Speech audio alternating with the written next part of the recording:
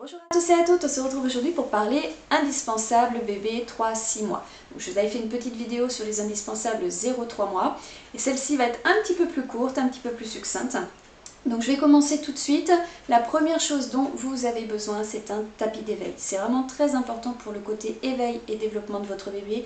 Il va essayer de tirer ses bras pour accrocher les petites choses qui pendent autour de lui, de les secouer pour faire du bruit. C'est vraiment le truc par excellence qui est indispensable pour les 3-6 mois. La deuxième chose que je vous recommande fortement, ce sont tous les petits jeux, tous les petits gadgets. Par exemple, le miroir. Le miroir, c'est un grand indispensable. Bébé adore se regarder, s'observer, toucher. Il voit un autre bébé devant lui. C'est quelque chose qui va vraiment beaucoup l'attirer. Ensuite, tout ce qui est étiquette. Alors, vous avez un exemple ici. Vous voyez autour, vous avez des petites étiquettes. Vous avez remarqué aussi que tout ce qui est différents designs, différentes petites textures, petits dessins, va beaucoup l'attirer. Mais alors les étiquettes, même si c'est une étiquette comme ça qui correspond au produit lui-même, ils vont être en train de toucher tout le temps. Vous avez également tout ce qui est différentes textures, donc comme celle-ci. Vous avez remarqué d'ailleurs que ça c'est le produit idéal parce que vous avez le miroir sur le bout, les étiquettes tout autour, et puis les différentes textures autour en même temps, c'est une base et ça fait du bruit. Donc ça, c'est le tip top pour les bébés de 3-6 mois, ils adorent. Vous avez aussi les petits livres comme ceux-là. Donc vous avez, vous voyez, avec des petites choses à toucher, à lever. Vous avez différentes textures à toucher. Et puis également le petit bruit. Important toujours de chercher des produits avec du noir et du blanc parce que c'est ce qui va vraiment les attirer au début. Ils ont un peu plus de mal avec les couleurs.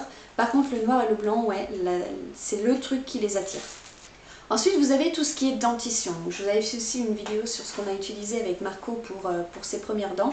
Et puis, je vous avais dit qu'il y avait très peu de choses qui avaient fonctionné au niveau anneau de dentition, excepté Sophie la girafe. Donc ça, c'est vraiment le truc que je recommande.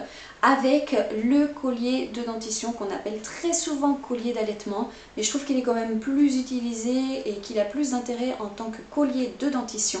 Donc ce sont des boules en silicone mâchouillable que bébé adore, mais adore mâchouiller. Donc comme vous le savez, à 3 mois, bébé commence techniquement à faire ses dents, même si les premières dents ne vont pas arriver avant peut-être 6, 7 ou 8 mois. Mais il a ce besoin de mâchouiller, de faire pression sur sa gencive pour soulager la douleur.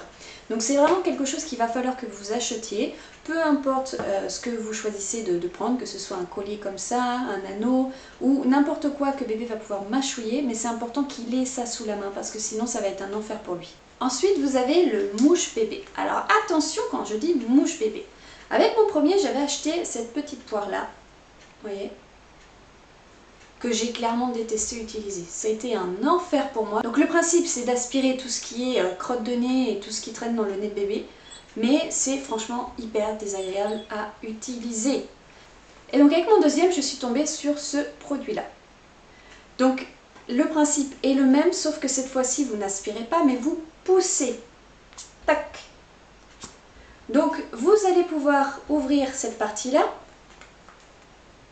Voilà. Et vous mettez du sérum physiologique par exemple à l'intérieur, ou bien vous pouvez faire bouillir de l'eau avec quelques petits grains de sel. Vous laissez bien refroidir l'eau, il faut qu'elle soit totalement froide pour la mettre à l'intérieur de ça et moucher votre bébé. Ou bien vous pouvez utiliser des gros flacons comme ça de sérum physiologique. Donc vous allez probablement plus trouver ça sur internet que chez votre pharmacien, puisque bien évidemment ça ne convient pas du tout à votre pharmacien de vous vendre ça, même s'il les a. Parce qu'il ne se fait pas d'argent avec ce genre de flacon là. Ça lui convient beaucoup plus de vendre quelque chose en petite pipette que ce genre de produit. Mais donc vous mettez l'eau, que ce soit donc l'eau que vous avez fait bouillir ou votre sérum à l'intérieur.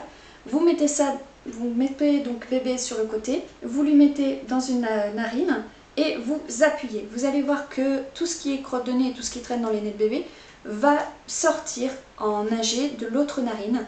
Puis après, il suffira d'essuyer. Ça, c'est le truc absolument magique. Ça fonctionne très très bien. Bébé ne pleure pas, ou pleure un petit peu au début parce que ça le surprend. Mais très vite, il comprend que il ne s'est rien passé au final. Il ne sent rien. C'est juste un petit peu impressionnant, mais ça ne fait pas mal. Alors que l'autre, c'était un enfer. Pour tout ce qui est activité bébé au sol, je vous conseille fortement d'acheter des petits matelas en gomme comme ça. Donc vous avez des tailles différentes, ils s'accrochent les uns avec les autres. C'est hyper pratique, ça chauffe le sol, ça vous évite d'avoir bébé au sol ou d'avoir des couvertures un petit peu partout. Vous mettez ça directement et puis ça va en plus le protéger s'il tourne un petit peu. Il est quand même sur quelque chose d'un petit peu plus molletonné. La fameuse gigoteuse, donc curieusement, vous allez voir que vous allez peut-être avoir des expériences différentes entre un enfant et un autre. Je n'avais pas du tout compris ou apprécié utiliser les gigoteuses avec mon premier enfant. Par contre avec Marco, mon deuxième, c'est le truc qu'on utilise absolument tout le temps le soir. Marco est un bébé qui tire les couvertures sur sa tête, qui ne supporte pas les couvertures. On ne peut pas en avoir une dans son lit, sinon il finit la tête dessous. Donc l'option de la gigoteuse est absolument superbe. Ça le tient au chaud, il ne se découvre jamais, c'est vraiment le truc incontournable pour moi.